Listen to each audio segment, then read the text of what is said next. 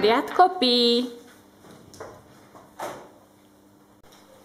Bolo raz jedno kuriatko, bolo celkom maličké, ale si myslelo, že je veľmi veľké a dôležito dvíhalo hlavu.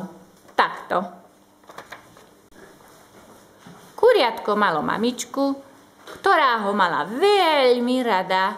Mamka bola takáto.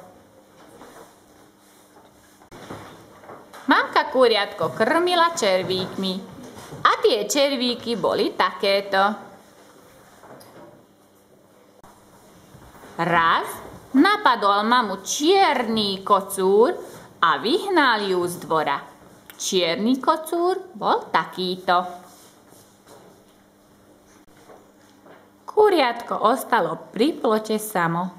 Zrazu vidí, že na plot vyletel veľký, krásny kohút, natiahol krk a zakričal z celej sily. Kikiriki! Hrdo sa pozeral okolo seba. Nie som ja hrdina? Kuriatku sa to veľmi páčilo. Aj ono natiahlo krk takto. A z celej sily zapišťalo. Pip, pip, pip, pip. Aj ja som hrdina. Ale v tom sa potklo a spadlo do mláky. Takto.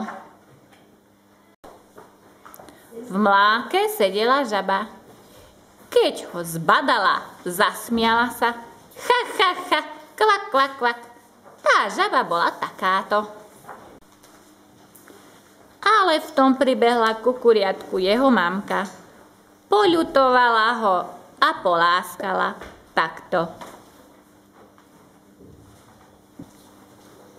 Kuriatko pí.